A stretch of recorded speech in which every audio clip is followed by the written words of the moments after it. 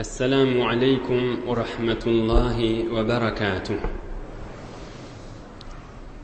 بسم الله الرحمن الرحيم. الحمد لله الذي بنعمته وعزته وجلاله تتم الصالحات وتنزل البركات. الحمد لله الذي هدانا لهذا وما كنا لنهتدي لولا أن هدانا الله، حمدا كثيرا طيبا مباركا فيه. الحمد لله عدد خلقه ورضا نفسه وزنة عرشه ومداد كلماته. اللهم صل وسلم وبارك على حبيبنا وشفيعنا ومولانا قرة عيوننا إمام المتقين أمير الأنبياء سندنا محمد النبي الأمي وعلى آله وأصحابه وأزواجه وذريته كلما ذكره الذاكرون وكلما غفل عن ذكره الغافلون. لا أسألكم عليه أجرا، إن أجري إلا على رب العالمين. اللهم وفقني لبيان ما يحتاج الحاضرون إليه وما يصلح أهواله. إلهي أنت مقصودنا ورضاك مطلوبنا، فأعطنا كلنا محبتك ومعرفتك. الله تبارك وتعالى هم أنذن طاعات عبادة لنذي صالح عمل لنذي خداي için oturuşuqlanız ve muhabbetlanız ve din yoluna qadamlanız, duayı hayırlanız, lütfu keremi bilen Allah Teala kabul edip de hemmenize iyiliğin içeriğiniz, dost yarınız, kavmi hişiniz, enatağınız, oğul gıydınız, dünya ve ahir saadet gününmek yüzü atlık versin inşallah. Geçen haftede pek Allah'ın köklemeği bilen Resulullah sallallahu aleyhi ve sellem sahabalar bilen belki öz ağayın qarındaşları bilen 3 yillap muhasarada olup, horluqda olup, heyvura qiyinchilikda olup geçiren yağdayların xidmatına yetirdik. İnşallah şol 3 yılın içinde Hazreti İbn Abbas dünya geliye. Şol varada bir 5 daqiqa gurrunu der. Oham inşallah iyidinden geçen haftaki şol peygamberimiz qiyinchilik çekipdir. O sonradan bir qurçuq, bir kirim şol qarardatnamani, qatnamani iyipdir. Fakat beyik Allah'ın adını imandır. Şondan almalı dersi ve bir de bir esasi, bir muhim ders, o da şu tayi qavqulağasın. Nahilli veliye şol kafirlar şu vaqtda şonu gözü bilen görüp dula qurçuq kirim Allah Taala'nın adından başqa zadi iye, fakat Allah'ın adını imandır ve şonu da peygamberimiz görmezden gelen şonu haber verip du, şonu da kafirle gözü bilen görüp du, yine de cadugeri deyip iman yetirmeyeli nahilli veliye. Adam gözüyle görüp Müslüman bulmalı ki deyip bir soru geliyor. İnşallah pek Allah köklüdüğünden cevaplarını hizmetine de yetirer. İnşallah Hudayi Teala'nın köklemeği bilen. Şol 3 yılın içinde qiyinchilikda tarihte ona şi'de deyip aydılıyor. Bir derede 3 dağın derilerinin arasında 3 yıllar horlukta geçiriyorlar. Ummul Fadl Abbas'ın denanası geçip bariyenmiş. Oham Resulullah sallallahu aleyhi ve sellem aydıptır. İnşallah bir Ummul Fadl'ın gövresinde bir qawi derin alim çağı vardır deyiptir. Hazreti İbn Abbas şol horlukta 3 yılın içinde dünyaya geliyor. Oham İbn Abbas'ın dədəsi Meni Resulullah sallallahu aleyhi ve sellemin yanına getiriyor. Ohum Peygamberimiz mübarek ağzının tükürüğünden İbn Abbas'ın ağzına çalıyor. Ohum sağ kulağına azan aytıp, sol kulağına tekbir aytıyor. Abbas'ın Abdullah diyen oğlunu, şu oğluncun adını näme diýerler? İbn Abbas diýerler. Çün bir İbn Abbas min adı näme? Tercümanul Kur'an. Yani Kur'an'ın manasy şuň içinde var diýdi. İbn Abbas diýdi, şu ummatın iň derini, Hibrul ummet, Bahrul ummet, şu ummatta derya diýilýän adam. Şu ummatın iň derini diýilýän adam. Bir teberrükan, bir gurrunun aýdaýly İbn Abbas agzalmaly adam. Şeyhul mufassirin. Tamam ummat-ı İslamiň içinde Kur'an-ı Kerim'i tefsiri ökden dereceye adam düşer. Hazreti İbn Abbas radıyallahu anh bir teberrük bir gurrunun agdaýly çon şu şeýipde 3 ýyllyk horlukda dünýäge gelipdir. O benneňde bir 5 dagyga gurrunun agdak geçsek inşallah bejadyr.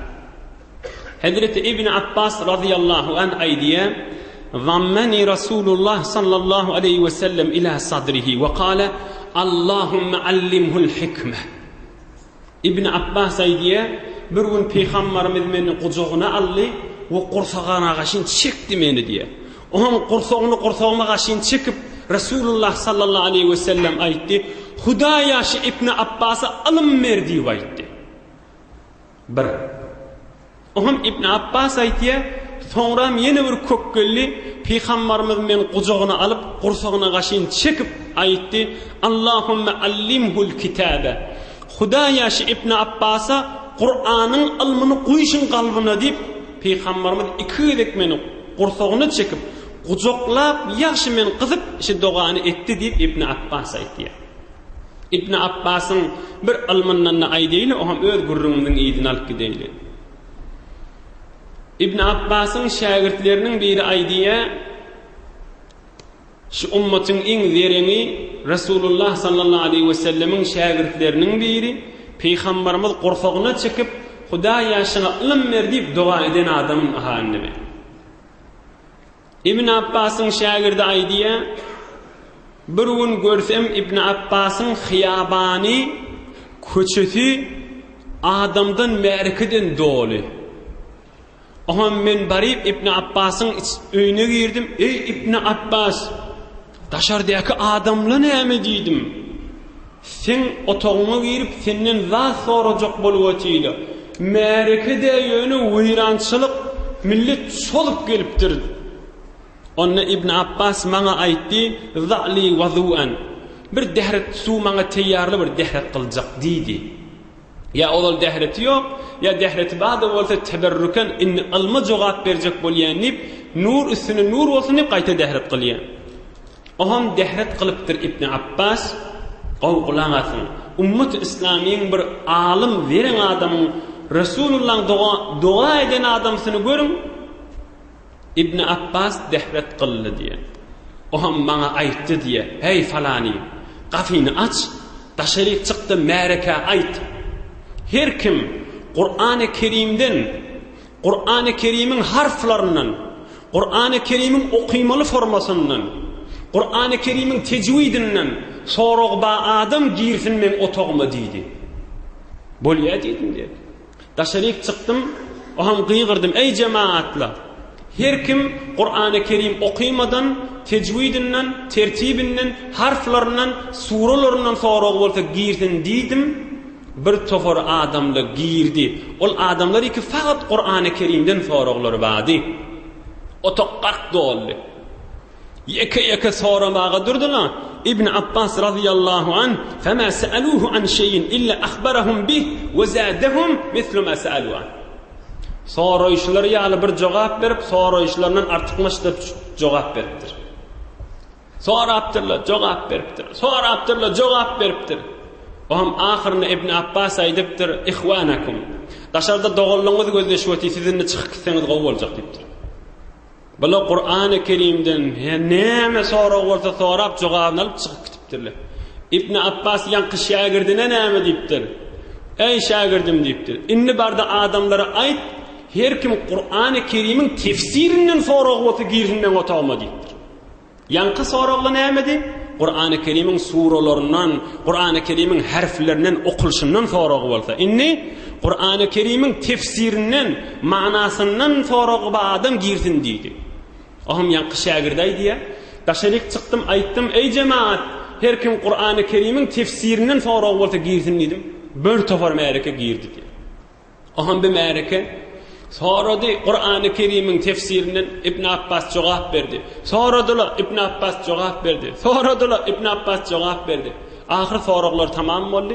Ahım İbn Abbas aytdı, ey cemaat, ihwanakum, daşarda doğulluğunuz gözleşdi, ola da girse qow boljak. Bir märeke çıktı diye. Ahım İbn Abbas şagirdine aytdı diye, maňa aytdı diye yaňky şagirdi. Inni barda cemaata ayt, her kim halallan, haramdan soraq bolsa girsin otağa diýipdi. Inni qayta başga bir märeke çolup girdi, otak doldu duruverdi. Dehretden, namazdan, zekatdan, mamuladan, aradadan, hacdan näme soraqlar bolsa edip durdular. İbn Abbas jogabyny edip durdu. Ol Rasulullah sallallahu aleyhi ve sellemin duasy ha. Hudaý ýaşyna ilm berdi. Qur'any çekip Peygamberimiz dua etdi, bu kun jogap berýärdi. Halal haram, halal haram jogap berdi. Oham İbn Abbas aydypdyr, ey cemaat, doğulluğunuz daşarda gözleşýärdi, olara da ijazat beriň diýipdir. Bula da çykyp gitipdir. Oham şagirdine aydypdyr, inni millete ayt diýipdir. Her kim bir adam dünýeden geçende şoň maly galyä, tereke salynýa, şo barada soraq bolsa gelsin diýipdir. Inni daşaryk bardyr aydypdyr, her kim ona ulamalar miras diýip aýtýarlar. Faraiz diýip aýtýarlar. Her kim bir adam dünýeden geçende galyn malyndan soraq bolsa gelsin diýipdir. Ey Hudaý, subhanallah, inna adamla gelipdir, faqat bir adam dünýeden geçdi, ogly galsa näme, gyzy galsa näme, palanjyra maly galsa näme, bilirdi ýeke-ýeke jogap beripdir, artyk maşdaqda jogap beripdir. Biladi çykyp gitipdir. Inni aýdypdyr, bardy cemaata aýt diýipdir. Her kim araplan goşgusyndan, şygyryndan, logatyndan, tüýs arap dili bilesi gelýän bolsa, soraq bolsa, ola da gelsin içerik diýipdir. Inni şagirday diye 5-lenji gelek çıktım daşaryk diye. Ey cemaat, her kim logatdan, arap dilinden, goşgularından bilesi gelýän bolsa, bir türkmen Mahtungoly, şoňa meňdeşlerde diýişim diýany, o da araplan bir aralaryna bir fasih owdan kepleýän goşgulary bar, şahirleri bar, şolardan soraq adam girsin diýip aýtdym. Ondan soraq adamla girdi, sora berdi. İbn Abbas da jogap beriverdi. Sora berdiler, İbn Abbas da jogap beriverdiler. Bula da çykyp gitdiler diýipdir. Ohum şagirdi näme diýe? Felew anna Qurayshan fakharat bizalik lakana fakhran bih. Eger şu Araplar Qurayşlar ay İbn Abbas bilinçimizde badip oturuverdiler, iftihar edip boljak şoňa diýipdir. Ol Rasulullah sallallahu aleyhi ve sellem muhaserede wagtynda dünya gelen İbn Abbas Rasulullah sallallahu aleyhi ve sellem gurfagyna çekip Hudaý ýaşyna ilm berdiýilen bizlek alim bolup dünya gelip sahabalaryň arasyndan Peygamberimizin şagirdlerinin arasynda belli bir alim bolup bu ummatyň iň dereni hibrul ummet Hazreti İbn Abbas radıyallahu anhum bolýar. Emma geçen hefteki wurrunmy gawjetden gulaňyz gerin. Hawasyňyz jem edin. Pikiriňiz bir erde bolsun. Geçen hafta ahirki bölükde Peygamberimiz sahabalar bilen horluk çekdi 3 yıllap diýdik. Hatta şolun biri ayagynyň eteğine tak tak tak tak takırdap duran ses eşdiýänmiş. Ajak gawzat ba diýip çykaryp on kakıştırıp, yuuşturup, şonun adı iýenmişdikler. Ölüp qalan bir diýen hammışdyk. Şonun adı iýmä durtdurlar. Şeýle horluklar bardyr. Ola geçti gurrun. Emme ders almaly gurrun men. Men suwum ýetene, men çöregim ýetene, men zindigim qiyinçylykda, men bir fakirlikde ýaşap ben, horlukda ýaşap ben diýilýän bir fakirlikde ýaşaýan insanlara, belki musulmanlara kıyamata çyly dersdir. Peygamberimiz mahlukatın en azizi, feriştelerden derecesi ýokary adam. Ey bireme horlukda geçirip beren mümin musulman ayal o erkek de bolla. Peygamberimiz görün şol aziz terin mahluk bolup zol ferişteli geliyoti Hudaý diye. İşte dağlı kızıllanmır sana füşük kaysın neyden Hudaý berjek diyen adam. Onu yok bolar. Men duamı kıyamada ummatıma koydum diyen şeyli bir aziz Resulullah sallallahu aleyhi ve sellem sahabalar bilen qarındaşlar bilen horlukta geçiripdir. Bizlerden çürüyüm. Ola kan gövüllüktir. Bir. İkincisi de çın horluk işte aynı kal düşüneydin. Çın gariplik, çın fakirlik, çın mätäşlik ol garipliktir. Ol mätäşlikdir, ol horluktur. Adam dünýeden geçenni we kıyamet gününni birje däne sogaba mätäş bolsa. Ýaşy düşünmeli görürüňiz. Bir imani we düşünmeli mesele. Bir adam 100 ýaşap çürük bilen suwuny horlukda geçiren adama ey müminler, ey musulmanlar, ol adam garip däldir. Garip kimdir? Garip bir adamdır, Hudaý etmesin onu. Şu dünýeden ruhy çykyp gidenden soňra, yani ulanasın. Ruh çykyp gidenden soňra awwelin fursatda bilýä, bir taada perden gurrungy ýok, gaf penjaran gurrungy ýok, düşegiň gurrungy ýok, mobilin modelin gurrungy ýok, anwa bizire aqsan bizire awadalyklaň daşyň sengin gurrungy ýok. Ruh çykandan soňra bilýä, Bitada fakat maneviyat ba. Bitada fakat sogap bilen günan gurrungy ba. Başga adam gurrungy ýok. Bir mahal bize gurrun badatla. Bir mahal düşep qafi penjara angri wadi gurrun bolywati. Emma ruh çykdenden soňra çykdy bilýär. Ey Hudaý, indi bidatlan gurrungy ýok. Bir renklen zatlan gurrungy ýok indi. Şo taada açyp biljek sogap yani Allah Ta'ala'nın rezayeti gerekligi. Bir däne Hudaýyň hoşlugyny çöplep girmelimişdigi. Ohum şo taadaky horlygyň adyny näme diýerler? Diýin şoňa gariplik diýip. Diýin şoňa fakirlik diýip. Diýin şol adamy horluk diýip. Ruh çykandan soňra ohum bilýär. Verenligi inni ýol ýok. Awadan keplemege inni ýol ýok. Odal bu dünýede her deren agly burun owdallap keplep işin ewe salýan adam inni derenlik bilen ewe düşüp bilmeýär. Muhatir tiz kerden nistra göz şikastem mine giret fazlaşa. Derenlik bilen kulagatyň edip aýtşyny muhatir tiz kerden nistra owadan keplep deren keplep ödüň öz ýaňdan özüň dogurlap o ýol dällipdir. Ýol näme? Göz şikastem mine giret fazlaşa. Can Allah'ım men bir günahkar benden boldum diýip öwe gelmesem onun başga ýol ýok diýipdir. Muhatir tiz kerden nistra göz şikastem mine giret fazlaşa. Can Allah'ım diýip öwe maşyn ýykylmasaň ondan maşykşyn kabullenipdir. Ruh çykanny bilýär şonu. Maddiýatyň içinden, dünýäň içinden, bizat jesediň içinden çykyp ogranna şonu bilýär. Biz Peygamberimiz horlukda geçiripdir. Ol 300 ýyl bolsun aslan. Ol horluk däl. Ol gariplik däl. Gariplik näme? Gariplik adamyň ruhy çykandan soňra Can Allah'ım maňa bir dagyga wagt ber. Bir dagyga, bir saniýe, bir sedum saniýe, bir maňa bir wagt ber, bir dünýä iwer, bir jidana sogap galanyň diýip Hudaý Taala aýtjak. Ýok. وَمِنْ وَرَائِهِمْ بَرْزَخٌ إِلَى يَوْمِ يُبْعَثُونَ. İnni kıyamata çelik kestim, iyiliğinde ivermeyen diye aytacak Hudaý Taala. Eger Hudaý Taala ey mümin musulman doğullu, eger Hudaý Taala bir adamı qayta iverjek bolsa bara, Hazreti Hamzany ivererdi. Hazreti Hamzan ruhi o yoldaşlarının ruhi beheşte giripdir da, bila näme diýipdirler? Can Allah'ım, sen beheşte her näme dilesek berjek diýip aýtýaň. Hudaýa wanda, biz senden dileýäs, bizi qayta dünýä iwer, ýene şehit bolardy. Hudaý Taala şolara diýipdir, ýok, men inni kestim qayta iwermeýän diýipdir. Şolara iyi vermenden sonra bir adam ki bir töber umrun içinde ömrünü geçirip, muft geçirip, Hudaya men günahda geçiriptir, men qayta iyi ver deyilse, evet bolmaz diyecek Allah Teala. Eğer iyi verilen martaba masali iyi verirlerdi bir töper adamlar. Çın fakirlik, çın horluk, ay men günüm falancıra geçene, men zindigim falancıra deyip de hiç zeyrenmeyin. Çın gariplik ol vaxtdır ki, bir cidana soğada insan məhtaç bolsa.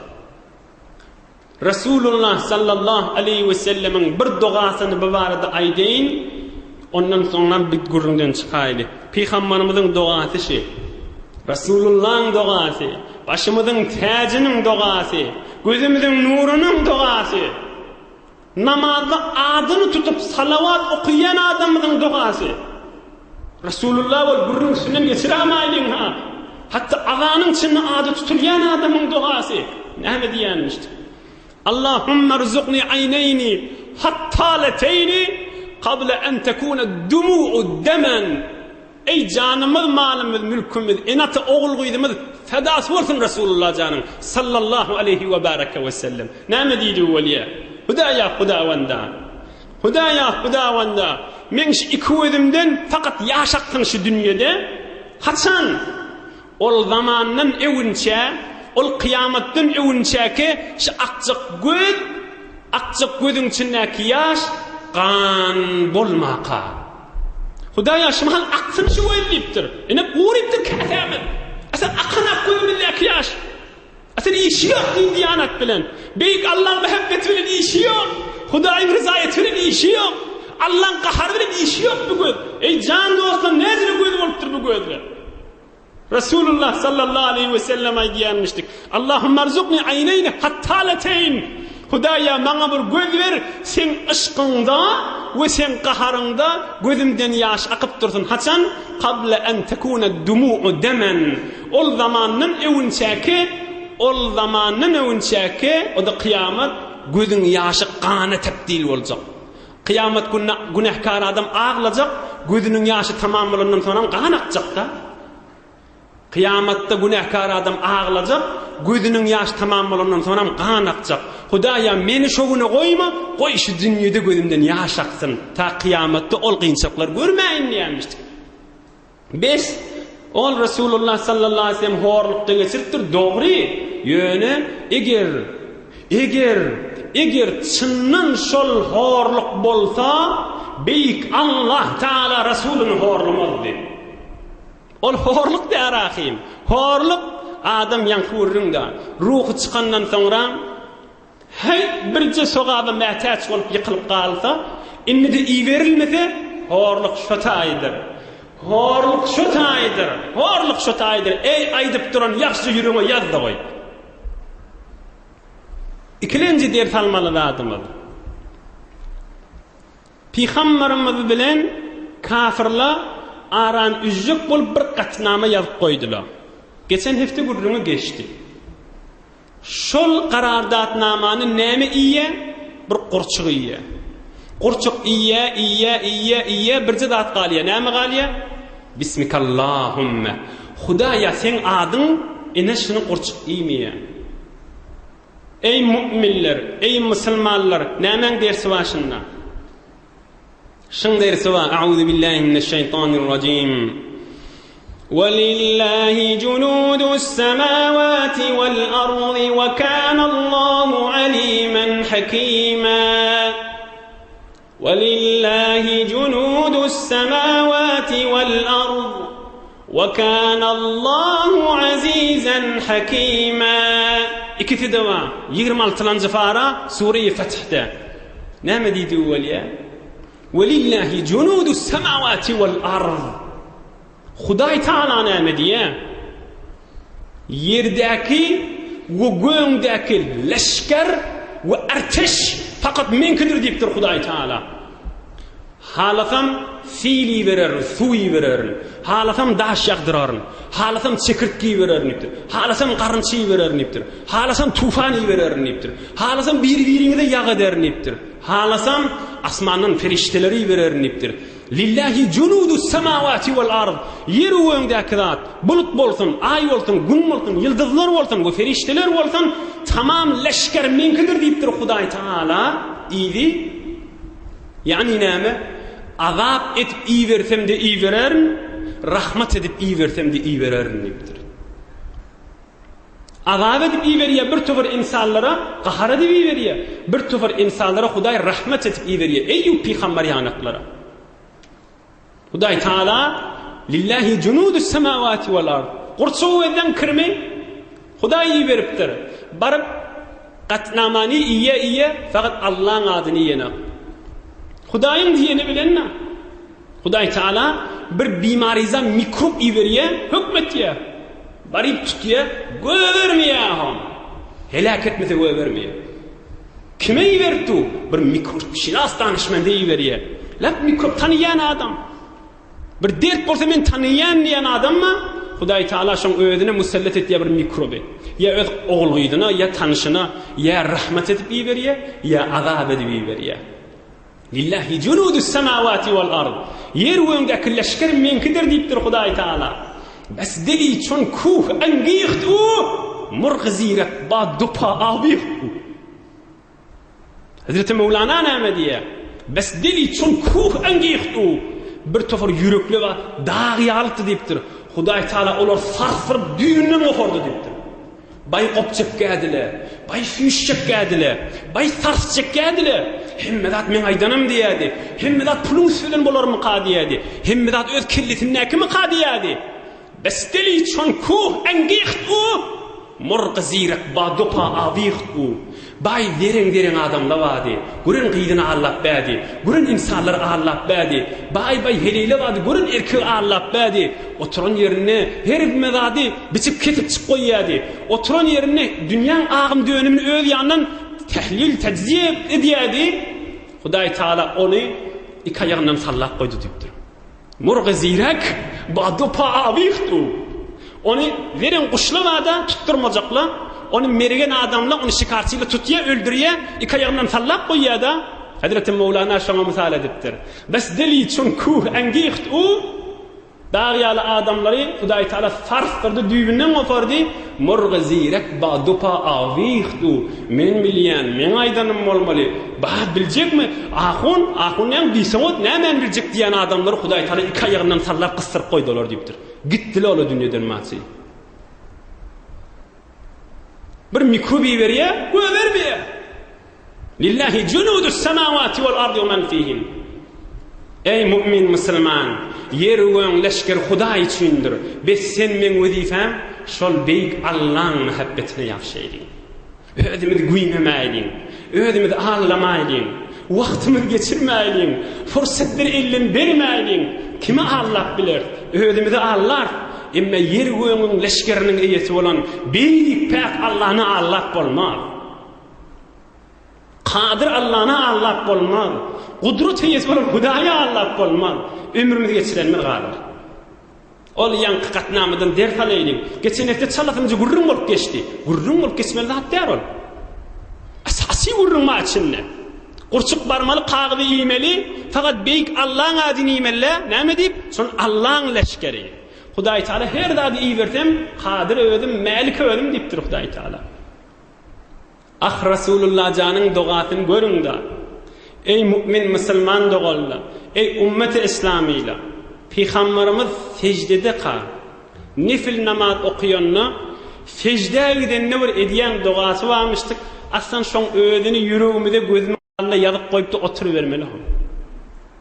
Gör Rasulullah jan näme diýmişdik secdede. Hudaýa Hudawanda maňraý secdede ýatyka. Burnu yerde tuqa, maňraýda ýatyka. Ikili yerde, iki mübarek diri yerde, iki ayaklarynyň mübarek barmak uçlaryny basyp Kaaba gaşyn bakyp duran wagtyna aýdýanmyşdyk. Haşa'alaka sam'i wa basari wa mukhi wa azmi wa asabi wa lahmi wa dami wa mastaqallat bihi qadamaya lillahi rabbil alamin. Näme diýdigi? Secdede ýatyka Rasulullah jan aýtýanmyşdyk. Hudaýa Hudawanda. Haşa'a sam'i wa basari. Men şymahal secdede ýatyka aýtýar. Hudaýa men şymahal gözüm, kulagym ve asabi asaplem sinirlem ve azmi sünkum ve muhi min sünkumun içindeki yiliklem ve min etim kanım alem cihanın yer göğünün iyisi olan Hudaya karşı yıkılıvati diyemiştik. Haşa sem'i ve basari ve muhi ve azmi ve asabi ve lahmi ve demi وما استقلت به قدماي لله رب العالمين. خدايا خداوندا تجدد قايديا خدايا خداوندا شما halmen gözüm, kulağım, etim, kanım, sünkum, yiligim ve her bir radikimin ayağım götürüp duran olsa yani tamam ağzam Hudaya sana şama hal yıkılıvati diyenmişti.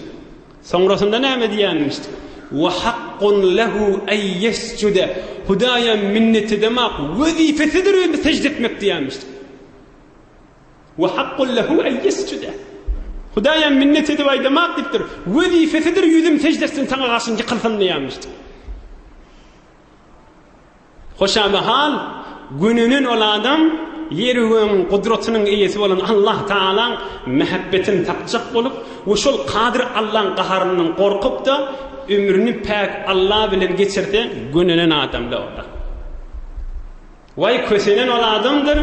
Şol kadir Allah'ın gözü bilen kudreti görüveti yeni şol Huday Teala'dan daş yaşap geçiryen adam ahmaklar bir yerde kalır gaflatta akıl olan özgamni iyi gider diye mahtum oluşan ahmaklar bir yerde kalır gaflatta ay onun kefine güymene kanı ömrünü geçirer akıl olan özgamını iyi gider akıllı adam özgamını yer deyiptir. Ama üçüncü bir yeni bir ulukan ders almalı da adımız. Geçen hefteki vururun bismillah.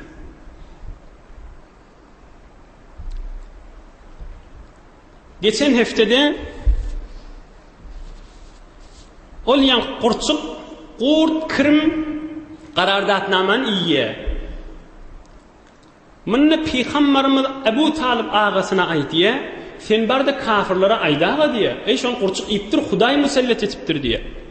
Ebu Talib de gelip aytdiyalar. Ohum kafirler ki ay yoga bar göreylin. Bar görsele eyni Resulullah canın aydanı yanık. Kurçuk hemme yerin iptir fakat beyik Allah'ın adın imandır. İnni yine de Müslüman olan aklı nehiyli ol yaşı. Bir ulukan sual lamayışı, bir sorak demişi.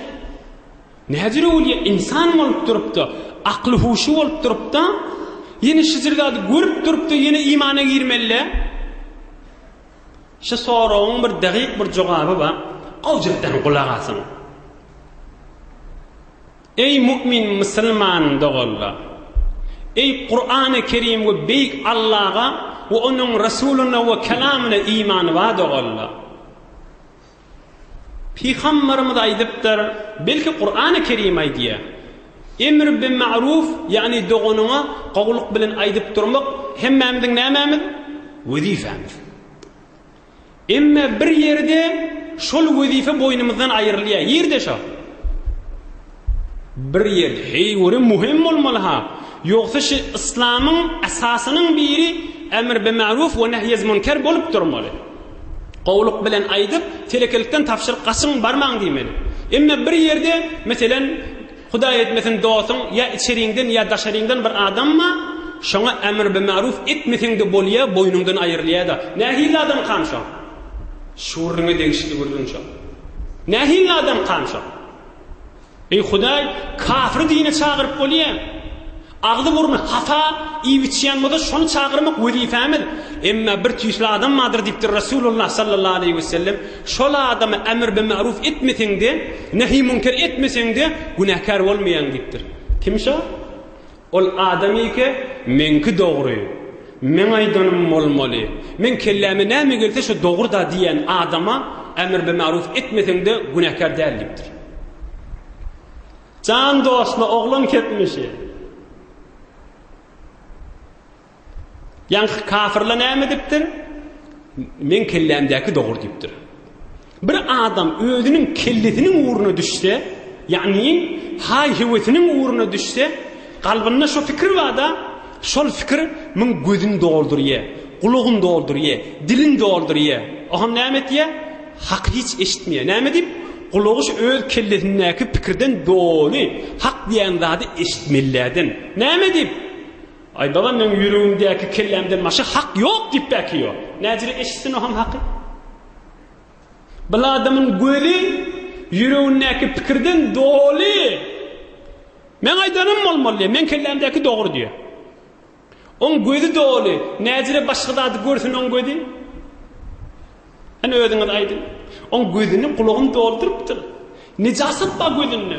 Kulağında nijaset ba, kalbinde nijaset ba. Näjirek ohan nuri ilahi girmeli şoňa? Ene asl delilişi. Ol ýa kafir men aýdanım bolmaly. Öz kelletine kadar bayat menki bolmaly diýen adam Resulullah janyň ol gudratyny görüweti, beýik Allah'ın gudratyny görüweti, ýöne gören ak. Eşitmiýär, dolupdyr. Ey dostlar, ey mümin musulmanlar, bir öy arasında taplo ya düşüp yazacak bolsaň, evvel näme etmeli bolýar? Evvel öy arassalamaly bolýar. Öy süýürüp zaýdyp, ohum düşüp ýazylýandyr. Eginmaş hafa bolsa, nejis bolsa, ýumany atyrçalyp geýilýärmi? Evvel ýuwulýandyr, hafasyny aýrylýandyr, ondan soňra atyr wurulýandyr. Käse dekmeç hafa bolsa üstüne aras sajada koyup bolarmy? Ýok, evvel şonu ýuwmaly, aras salamaly, ohum aras sajada koýundy nuşy janyň etmeli. Üstüne nahar koyacak, saçak var. Saçak üstüne hafa bolsa üstüne nahar koyup nuşy janyň etip bolýar. Bolmaýar. Evvel aras salamaly, temiz bolmaly, ohum üstüne koýan zadyň götürýär. Gapçanak da şeýle, üstü başyň da şeýle. Otogyň da şeýle.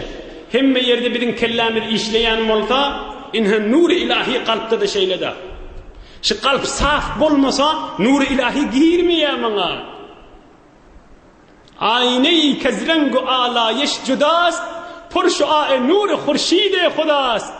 Rote zengar az ruhe u pak kon, ba'dazan an nurra idrak kon. Ol kalbi ke haramdan süvürgülü olsa, ol kalp beyk Allah nurundan doludur deyiptir. Ayne-i kezrengu alayeş cudast, purşua nuri khurşide khudast. Hudaý Taala nuri ilahi kalbına verecek bolsa, haramlady kalbyňdan süvürmeli bolar deyipdir. Göreýli Hudaý näme diýär dip otur, gör Hudaýyň nurdan kalbyňa girişini gör deyipdir. Evvel üstübaş arasalaman atyrçalyp bolana akim, öý arasalaman çöp ýaryp bolana. Köne çay bolsa, dikmeçiň içinde flaksyn üstüne demleýän, ýok, şonu dökmeli bolýar. Ýoksa üstüne kinne daýlýar. Bir suw hafa bolsa, nejis suw bolsa üstüne suw goýsan bolarmy? Ýok. Evvel hafa suw dökmeli bolýar, käfejin ýuwmaly bolýar, oham arassa suw goýanda jaý tutýar. Zerf arassa bolmaly. Ýanky kafirler da näme diýip gözü bilen görüwetile ýene imany giren akla, gören akla. Gözü ol pikirnäki nejasatdan dolu.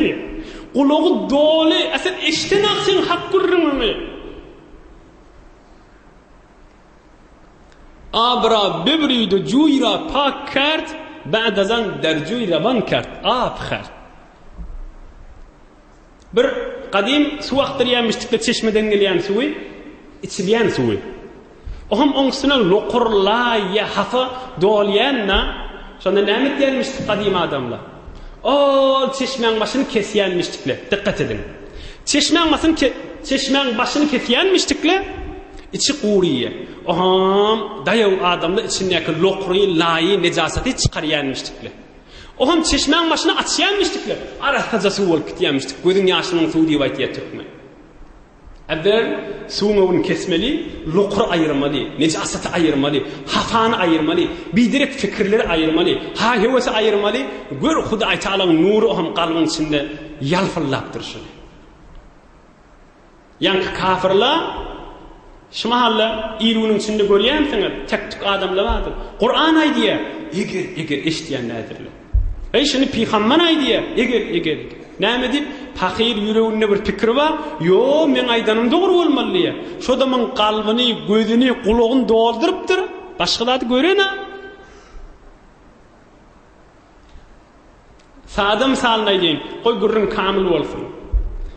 Ey mümin musulman dogalla. Aziz dinimizde her zady başlajak bolsaň näme diýilýär? Bismillah. Her zat başlajak bolanda bismillah aýdylýandyr. Onda näme diýip Qur'any Kerim okuyjak bolanda bismillah aýtmaýas. Ori gengdir ha. Bismillah'dan önce A'udhu billahi mineşşeytanirracim diyendir. Evvel necaset savmalı kenara. Evvel Huday Ta'ala'nın dergasından mel'un olup, racim olup, metrut olup, kovulun bedbaht şeytan kovmalı kenara. Ondan meylek. Bismillahirrahmanirrahim. Mihriban Allah Ta'ala'nın adıyla o Kur'an-ı Kerim okuyup gidiyendir. Asıl hikmet iştadır. Evvel hafana ayırmalı. Ondan meylek Bismillah diye gittiğinde inni gör Kur'an-ı Kerim nuru üstüne dökülüp durşunu. Ondan çireyim Huday Teala kudret kelamını aydıptır. فَإِذَا قَرَأْتَ الْقُرْآنَ فَاسْتَعِذْ بِاللّٰهِ مِنَ الشَّيْطَانِ الرَّجِيمِ. Bey Allah'ın buyruğu şey. Ey Resulullah deyiptir. Kur'an okuyacak bolanda deslap A'udhu billahi aytdiptir. Yoksa hemişe Bismillah aydilyaram her zat başlamakan. Emma Bismillah aytjak bolup üstüne nur dökülecek de hani Bismillah aydanda evvel hafan çekmel kenara. Evvel necasat çekmel kenara. Ohum üstünden atır dökülüşünü var. Ohum nur ilahi üstünden dökülüşünü var. Ayney kazrengu ala yeşcedast porşu ae nur khurşide khudast. Ol hafana ayrandan sonra kan adam soruyor da näde Bismillah ay A'udhu billah'dan önce aydılmaya deyip. Ene cevabı şey. Hulasa geçen hefteki vurrun näme dey? Kafirli gözü bilen görüp ay bir de cadugari da deyipdirler. Näjiri ol ya gözü bilen görüp tili kudret yani iman getirmeýärler. Yok, görün akla. Gözlerinin kulaklarının öwün necasat tutupdyr. Onu qazyp ayırmaly, ohum gow iman getirecek. Hem gurrunun iyili hem de Resulullah sallallahu aleyhi ve sellemin zahmetlerinden bir hikaye hem siratın iyili geçen heftekin de iyili. Manna aydıp inşallah tamam eder tamam. Hem yankı aydan derslerimiz yine başın içinde. Peygamberimiz sallallahu aleyhi ve sellem eşitiptir suq-ı ukad diyen bir bazar var, ukad diyen Araplar. Şoňa kan kerwan gelipdir. Oham Resulullah sallallahu aleyhi ve sellem'de barıptır şoňa. Oham bir taifa sataşıptır, kimden bolýaňyz diýipdir. Ola aýdypdyrlar biz Beni Amir'dan bolýas diýipdir.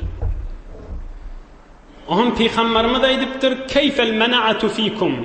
Sizin güýjüňiz barmy diýipdir, kudretyňiz barmy, şöwketiniz barmy? Yani bir düşman gelip size hamle etjek bolsa, özüňiz aýaksyny durup bilýäňizmi diýipdir. Ola aýdypdyrlar, "Hey, ora durar. La yuramu ma qibalana." Biziň ýanymyzda kizady bir ýanyp duran odu dagdy düşman gelip soýup bilmez şeýle güýjümiz kan diýipdirler. Aham Peygamberimiz aýdypdyr, "Inni Rasulullah." Men Allah Taalaň rasuly diýipdir. Siz bana icade verin, men gideyin sizin araňyza baraýyn. Her kim bana zerer yetirjek bolsa, siz icade bermeň. Bana hami bolun, bana arka bolun, ta inki men beýik Allah'ın risalatyny ilüne yetireyin, insanlara yetireyin diýipdir. Olar aýdypdyrlar, bolýa diýipdirler. Sen Resulullah bolsaň, gel biziň taýtamyda, häzir sana imana getirjek däl. Yönü her kim sana bir zat degecek bolsa degdirmäýil diýipdirler. Mını yankı Beni Amir diyen taifa Resulullah'ın aralarına attır. İz atahum Bucrat ibn Qays. Bir Bucrat diyen bir nicit adam varmıştı. Allah Teala lanet etsin ona, ol gelipdir aralarına. Aranızda oturan kim bolýar diýipdir? Ola aýdypdyrlar, Muhammed ibn Abdullah al-Quraşi sallallahu aleyhi ve sellem Qurayş taifasından adı Muhammed dädesinin adı Abdullah diýipdirler. Näme işliýär araňyzda diýipdir. Onu ol aýdýar men Rasulullah diýär. Bizi daýaw taifa, daýaw millet goý biziň aramyzda bolaýyn diýär. Düşmanlaryna zat diýdirmeler, goý o din tebliğ etsin diýip. On bizde bolýar diýipdir. On bu jirat aýdypdyr, بدأتم لتنابذ الناس وترميكم العرب. Hey samsıklı deyiptir. Ulu millet bilen Araplar bilen urşup bolýanymy deyipdir. Hemme kiş siz bilen düşman mılar ha deyipdir. Ýakaňyz belli biýawry boljak bolýanymy deyipdir. Hi kelläňizde ýokmy deyipdir. Ahan peýgamberimize gaşyn bakyp aýdypdyr. Hum fel haq bi. Tur deyipdir, taýfaňa gaşyn git deyipdir. Bar Qurayşa gaşyn bar deyipdir. Ýanky bu jüret diýen nejit adam. Ahan kawmy da ýa sen otur zat diýmendirler. Ahan Rasulullah sallallahu aleyhi ve sellem mübarek o diyesine minip uğrayacak bolanna ýanky büjret ýene maskhara etjek bolup diýen bir ýerine dürtüp peýgamberimizi döwrenekler güldürjek bolup maskharaçylyk etipdir. Aham şo ýagdaý bir musulman zinany görüpdir. Ol aýdypdyr: "Ayyusna'u hada bi Rasulillah sallallahu aleyhi ve sellem." O wagtda sahabadan biri ýokmuşdy. Ey millet deyipdir, Allah Resulüni sizre maskhara etmek boljakmy deyipdir. Oturan adamlardan 3 nefer häzir musulman bolan akla turup bujrete gaşyn dofluk vurmaga durupdyr. Oham kafirlerden bujrete kömekdeş bolup ýene 2 nefer turupdyr. 3 nefer olardan 3 nefer bulardan hemmesi kafir. Ýöne üçüsi Resulullah sallallahu aleyhi ve selleme arka bolup turupdyrlar. Oham peýgamberimiz o üçüsine hayır dua etipdir. فأسلم الثلاثة الذين نصروا وقتلوا شهداء وهلك الآخرون ملعونين. Ol 3 nefer kömekçi bolallar. Üçüsi de sonra mümin bollarlar, musulman bollarlar, Resulullah sallallahu aleyhi ve sellemin sahabası bollarlar. Ve sonram da Hudaý razy bolsun diýip janlaryny berip şehit bolup dünýeden geçdiler. Sonram diýipdir. Emma o sonraky o 3 nefer kafir maskhara edildi we şoňa kömekçi bolarlar. Olar da laneti bolup kafir bolup dünýeden geçdiler diýipdir. Ene eýni ýanky urunmaýdy. Ýoksa ýanky nejis adam näme diýmeli? Näme diýär ol adam diýmeli? Hi getiren zady da bam Hudaý tarapyndan diýmeli. Bir iştik göreýilmeli.